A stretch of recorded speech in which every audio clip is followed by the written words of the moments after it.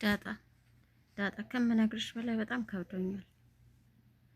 አዎ ናታንዬ ምን ሆናል?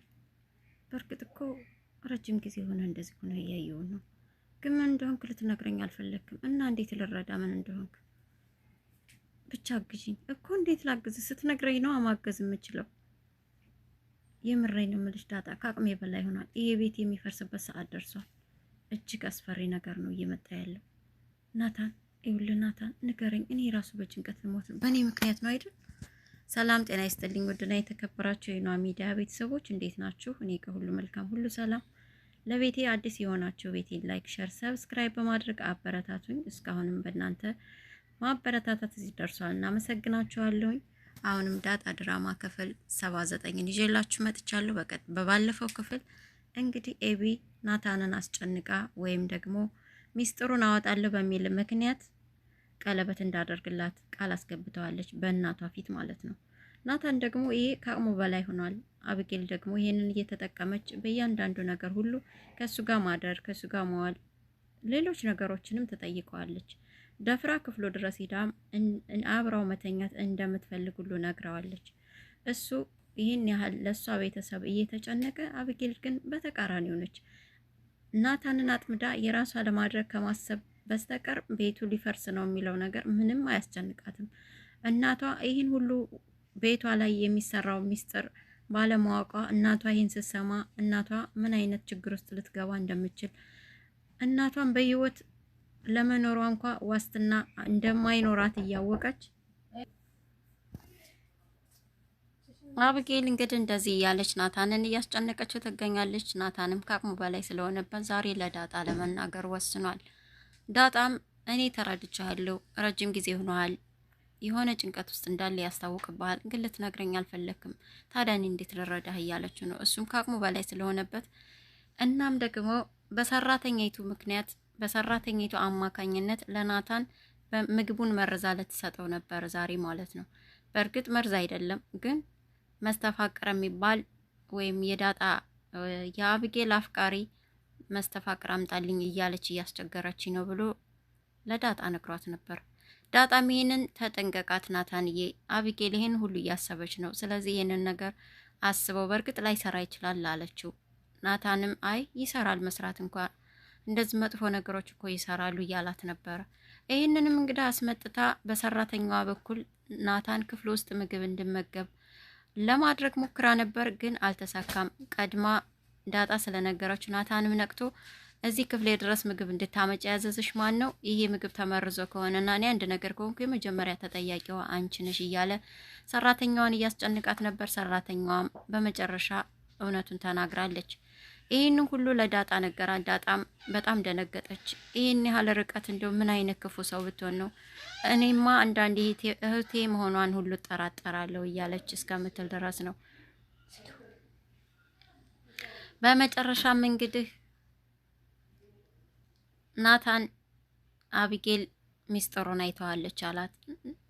ዳጣም ደነገጠች። ማለት ምን አይነት ሚስጥር ነው አለችው።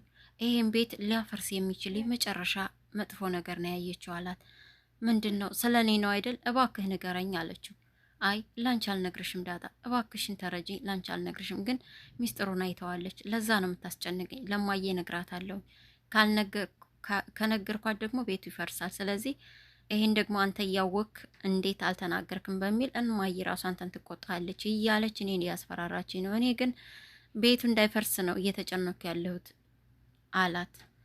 ዳጣም ይገርማል፣ አንተ ለእሷ ቤተሰብ ይህን ያህል ትጨነቃለህ፣ እሷ ግን በተቃራኒው ቤቱ እንዲፈርስ ትሰራለች አለችው። አዎ በዚህም ምክንያት አድርጋ አንተ ቀለበት ካላሰርክልኝ ለማየ እውነቱን እነግራታለሁ ብላ በድንገት ስታፋጥጠኝ በሰዓቱ ሌላ እርምጃ ወይም ሌላ ሀሳብ ሊመጣልኝ አልቻለም። ይህንኑ ነበር መወሰን የነበረብኝና አዎ ብዬ የውሸትም ቢሆን ቃል ሰጠዋት።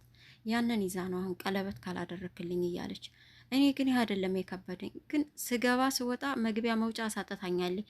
ከዛ አልፋ ተርፋ እኮ ክፍሌ ድረስ መታ ሳመኝ፣ እንዲሁም ደግሞ አብሬ ልተኛ እያለች እያስጨነቀችኝ ነው።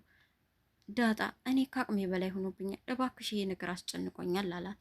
እሷም በጣም ያሳዝናል፣ ግን ደግሞ ናታንዬ ለምን አታስመስልም አለችው። ማለት ሲላት ማለትማ ልክ መስተፋቅሩ እንደሰራና የእውነት እንደወደድካት መስለህ በቃ ስትገባ ስትወጣ እወድሻለሁ ምናምን እያልክ በቃ አዛርጋት፣ ከዛ ትጠላሃለች አለችው። አይ አይሆንም አላት።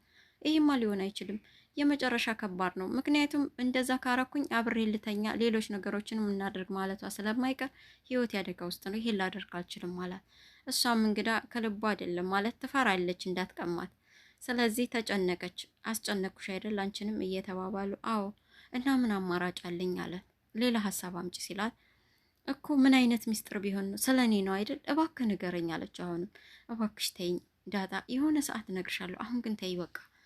ለምን ለሰላም እያትነግራትም ማለት ሚስጥሩን በቃ አብጌል አይተዋለች ብለህ ንገራት አለችው። እሱም እኔ ይሄን አልችልም፣ ምክንያቱም እኔ ቃለባይ ነኝ፣ አደራዬን የበላው ሰው ነኝ። እንዴት አድርጌ ነው በምን አይኔ ነው ሰላም እየላያት የምችለው? ይሄን ላደርግ አልችልም፣ እባክሽ ተይ እንዳጣ አላት። እና ታዲያ አንተ አውቃ አይደለም እኮ ካሜራ ቤት ውስጥ አስቀምጣ ከዛ ደግሞ ቁልፉን በለዛ በኩል ተቀብላ አይደል እንደ ገብታ ያየችው። አንተ አንስተህ አልሰጣትም። ስለዚህ ያንተ ጥፋት አይደለም። ምንም ቢሆን በተዘዋዋሪ የኔ እጅ አለበት ይሄ ነገር። ስለዚህ የኔ እጅ ለሰላም ልነግራት አልችልም፣ ጨንቆኛል ብቻ ግን አላት። እሷም ግራ ተጋብታ አባዬም እኮ ግን በጣም እየተጨነቀ ነው። ቢሆንም ግን ይሄን ነገር ለአባዬ ንገረውና እሱ እንደሚያደርግ ያደርግ። ምክንያቱም ይሄ ነገር ከሱ ውጭ ሊፈታው የሚችል የለም አላት። እሱም ግን እኮ አብጌልን ይገላታል አላት። ምንም ቢሆን የወለዳት ልጁ ናት፣ አይገላትም። ስለዚህ መቅጣትም ካለበት ልጁ ስለሆነች ይቀጣታል። እውነቱን ለሱ ንገረውና እሱ እንደሚያደርግ ያርግ። አንተ ይህን ያህል ከዚህ በላይ መጨነቅ የለብህም አለችው።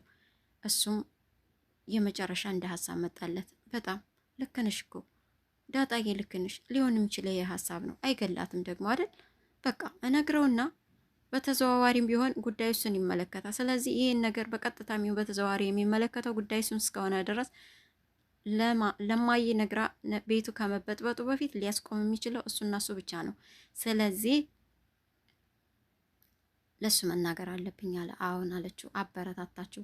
ከዛም ደስ አለው። የሆነ ሀሳብ ቀለል ያለው መሰለውና እሷም ተቃቅፈው እንግዲህ አየኸኝ፣ እኔ እኮ ዳጣዬ አንበሳ ነኝ፣ አይዞሽ ፎንቃዬ እያለች እየቀለደችበት ሁሉ ነበረ። ዳጣም ደስ ብሏታል የሆነ ሀሳብ ይህን ሀሳብ ስላመጣች እና ሀሳቧንም ደግሞ ናታን ስለተቀበላት በጣም ደስ ብሏት ነበር። እንደዛም ሆኖ ግን ናታን የተወሰነ ቀለለው እንጂ ሙሉ በሙሉ አልለቀቀውም። የእውነት ዳጣ ናታን የቤተሰቡ አንድ አካል እንደሆነ ሁሉ ነው የሚሰማው በዚህ ጉዳይ እና በጣም እየተጨነቀ ነው። ደረጀም እንግዲህ በምታዩት መልኩ ባለቤቱ ሻይ አፍልታ ልታጽናናው ልታበረታታው የሆነ በቃ የተጨነቀበትን ዘና እንዲል ልታረገው እየሞከረች ነው፣ ግን እሱ አልቻለም። ጭንቀቱ ተባብሶበታልና በጣም የሚያሳዝን ሰው ነው። እውነት ለመናገር ድራማ ሁሉ አይመስለኝም። በጣም ነው የሚያሳዝነኝ ማለት ነው አቶ ደረጀ። እናም እንግዲህ ወይዘሮ ማርታም የዋህነቷን ጥግ የእምነቷን ጥግ እናይበታል በዚህ ድራማ ላይ። ደረጀም ደግሞ ሳያውቀው ከአንድ ወደ ሁለት የውጭ ልጅ መውለድ እዚህ ችግር ውስጥ ስለገባ ከአቅሙ በላይ ሆኖበታል። ምን እንደሚያደርግ በተለይ ደግሞ የማርታ ወይም ደግሞ የባለቤቱ እምነት ከቀን ወደ ቀን መጠራጠር ሳይሆን በሱ ላይ ያላት እምነት እየጠበቀ እንደሚሄድ ሲያየው እሱ ነፍሱ ተጨንቃበታል እና በሆነ ባልሆነ መንገድ አንስቶ ስለሱ ያላትን ስሜት ስለሱ ያላትን ነገር ማወቅና መቀየሩን ለማወቅ ይፈልጋል። እናም ዛሬም ይሄንን ነው ያለው። እንደው አይበለውና እኔ ብሞት አንቺ ሌላ ታገቢያለሽ ብሎ ጠየቃት። እሷም ውይ ምን ሆነህ ነው አሁን በዚህ ሰዓት ይሄ ይነሳል? እንዴት እንደዚህ ትለኛለህ አለችው። አይ የቀለድኩ እኮ ነው ማርትዬ፣ ደግሞ እኛ ትልልቆች አይደለን እንዴ? አይበለውና ነው ያልኩ እኮ በቃ እንዳጨርሰው አለችው። እኮ ግን ያው እንደው አለ አይደል እንደው አይበለውና ፈጣሪ ነው ተቀዳሚ ነው የሚያውቀው፣ ግን እኔ ብሞት አላት። እንደው ሲጀምር ለምን አስበው አይባልም ምናምን አለችው። በቃ ግን የመጨረሻ መልሷን መስማት ስለሚፈልግ ደጋግሞ ጠየቃት። እሷም አይ ይሄን እንዴት አሰብከው? እኔ እንደውም እውነቱን ልንገርህ ካንተም ሆነ ከልጆች በፊት እንዳደርገኝ ነው የምፈልገው አለችው ማለት ነው። እንድ እያለ እንግዲህ አብጌልም ደወለችለት ለናታን። የት ነው ያለው? ና ቶሎ ክፍሌ እንድትመጣ ፈልጋለሁ አለችው።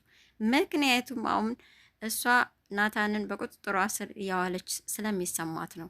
አንደኛ በሚስጥሩ ነው፣ ሁለተኛ ደግሞ እሷ ያሰበችው በመስተፋቀሩ በምግቡ እንደተሰጠውና ያ መስተፋቅር በሰከንድ ሽርፍራፊ ውስጥ ሰርቶ እግሯ ስር እንደሚንበረከክ ነበር የምታውቀውና ፎቶውን ከስልኳ ውስጥ አውጥታ ናታንዬ ነግሬህ ነበር እኮ እግሬ ስር ወድቀት ትለምነኛለህ እያልኩ ነበር። አየህ እኔ አብጌል ነኝ ደግሞ አደረግኩት እያለች ብቻዋን ስታወራ ቆይታ ቀጥታ ስልኩን ደውላ ክፍሌ ውስጥ ቶሎ እንድትመጣ ፈልጋለሁ ና አለችው። አይ ክላስ አለኝ ትምህርት ቤት ነኝ አላት። አይ ክላስ የለም አቷሽኝ፣ ቶሎ ብለህ ክፍሌ ና አለችው። አይ አልመጣም አላት። እንደዛ ከሆነ ለማየን ሂጅ ሚስጥሩን ምነግራት አለችው። እሱም ከፈለግሽ ሂጂና ንገሪያት፣ አይመለከተኝም፣ የአንቺ ቤተሰብ እንጂ እኮ የኔ አይደለም። እኔ ይህን ያህል እየተጨነኩ አንቺ ምንም ካልመሰለሽ ግድ አይሰጠኝም ካሁን በኋላ ብሎ ጆሮዋ ላይ ስልኩን ሲዘጋ አበደች እላቸዋለሁ። አንድ ብደት አይደለም ደጋግማ ነው ያበደችው። ይሄ ልጅ እንዴ የሚያዋድድ ብለው የሚያጣላ ነው እንዴ ሰጠኝ እያለችም እንግዲህ በታጁ እየወቀሰችው እየሰደበችውም ነበረ እንደተለመደው። ታጁም ደውሎላት የኔ ማር የኔ ፍቅር ሲል ዝም በላባክ ገደል ግባ ስትፈልግ በጣም ነው የምታስጠላኝ፣ በጣም ነው የምጸየፍህ፣ ደረጃህን ወቅ፣ እኔ ኤቢ አታገኘኝም ብላ በስድብ አጥረግርገዋለች። ሲጀመር ደግሞ ያመጣህልኝ የውሸት ከሆነ እመነኝ አለቅህም አለችው። እንዴት ሲላት የሚያጣላ ነው እንዴ ሰተኸኝ? ጭራሽ ይቀርበኛል ስለው እኮ እየራቀኝ ነው አለችው። እንዴት ላንቺ ነው እንዴ ያመጣሽው? ላንቺ ነው እንዴ ያስመጣሽኝ አላት። እና ለማን መስሎህ ነው? እየቀናህ ነው ወረኛ፣ ድጋሜ እንዳትደውል እንዳላይህ ብላ ሰድባ ዘጋችበት እላችኋለሁ። ናታንም በዛ መልኩ ጆሮዋ ላይ ዘግቶታል። እንግዲህ አቶ ደረጀንም ቀጥሮት ተገናኝተዋል። ለአቶ ደረጀ ሚስጥሩን በሙሉ ነግሮታል። ማለትም ናታን ይቅርታ አድርግልኝ አባዬ፣ ማወቅ የሌለብኝ ሚስጥር አውቄያለሁ። ምክንያቱም አንተ የዳጣ አባት እንደሆንክ አውቄያለሁ። በእርግጥ ይሄንን አላየችውም አብጌል። ወረቀቱን ስትይዘው ከእጇ ቀምቼ እቀማለሁ ስል ተቆርጦ እጄ ላይ ቀረ። ከታች ያለውን ቁራጭ እኔ ነኝ ያየሁት። እዛ ላይ ደግሞ ያየሁት አንተ የዳጣ አባት እንደሆንክ አውቃለሁ። ከላይ ያለውን ነው እሷ ያየችው። ማለትም ዳጣ የሰላም ልጅ መሆኗን ኤቢ ያውቃለች። ይሄን ሚስጥር ይዛ ደግሞ ለማየ እነግራለሁ እያለች እያስፈራራችኝ ነው። በዚህም በማስፈራራቷ ደግሞ ቀለበት እንዳስርላት አስገድዳኛለች። ለዛም በሰዓቱ አማራጭ ስለሌለኝ እሺ ብዬ ቃል ገብቼላታለሁ። እና አባዬ እኔ ከአቅሜ በላይ ስለሆነ ይሄን ነገር ላንተ መናገርና በጊዜ ነገሮች ከቀን ወደ ቀን እየባሱ ስለሆነ ማስቆም ባለበት ጊዜ እንድታስቆም ብዬ ነው ብሎ እውነቱን ነገረው። እሱም አንገቱን ደፋ፣ አዘነ። እና ጉዴን አውቀሃል ማለት ነው፣ አንተም ውርደቴን ተከናንቤ ይልሃለሁ ይውልህ እና ይሄን ማውቀሃል ማለት ነው። ሌላስ ምን አወካለው? አይ አባዬ ሌላ አላወኩም አለው። ሌላስ ምን ጻፈ ሰላም ወረቀቱ ላይ? አይ ሌላ ነገር አልተጻፈም አለው። በእርግጥ እሱ እየፈራ ያለው ህፃኑም ልጅ የሱ ልጅ እንደሆነ የተጻፈ መስሎት ነው። ግን ያንንም ቢሆን ናታን በአሽሞራ አድርጎ አቶ ደረጀ መኪና ውስጥ ካሁን በፊት ሲያወራው ናታን ይሄ ህፃንም ልጅ እሱ ነው ማለት ነው እያለ ነበርና ያው ተጠራጥሯል ማለት ነው፣ እርግጡንም ባያውቀው። ስለዚህ ቢያንስ ሁለተኛ ልጁ የሱ እንዳልሆነ ናታን እንዳላወቀ አውቋል ማለት ነው አቶ ደረጀ። ናታን ደግሞ በተዘዋዋሪም ቢሆን ያን ነገር ጠርጥሯል። ቢሆንም ግን አሁን ያለው ጉዳይ የአቢጌልን ጉዳይ ማስተካከል ስለሆነ ቤት ከሆነች ክፍሏ እንደምንም ይዘህ ጠብቀኝ፣ ቤት ካልሆነች ደግሞ ከውጭም ቢሆን ከየትም ብለህ አንጥተህ ክፍሏ ውስጥ አንጥተህ ጠብቀኝ። ዛሬ እሷም የኔን አባትነት እኔም የሷን ልጅነት የምንጨርስበት ጊዜ ነው ብሎ ተነስቶ ሂዷል። እንግዲህ ናታን እንደታዘዘው አድርጎ አብጌል ተገርፋ ምን ይፈጠር ይሆን? ወይዘሮ ማርታስ ልጇ ስትገረፍ ይሄ ሚስጥር በድንገት ተሰማ ይሆን ወይንስ ደረጀ በራሱ ይነግራት ይሆን? እሱን ደግሞ በሚቀጥለው ክፍል ይዤላችሁ መጣ ይሆናል።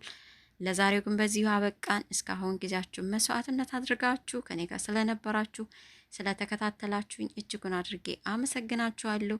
እንግዲህ ለዚህ ቪዲዮ አዲስም ከሆናችሁ ላይክ እያደረጋችሁ የደወል ምልክቷን በመጫን ሁሌ የምለቃቸውን አዳዲስ የድራማ ትረካዎች እንድደርሷችሁ ይሆናልና ውድ የሀገሬ ልጆች ላይክ ሸር በማድረግ አበረታቱኝ። ሰብስክራይብ ማድርጉልኝ። ይህ ወይኗ ሚዲያ ነው። ሰላማችሁ ይብዛ።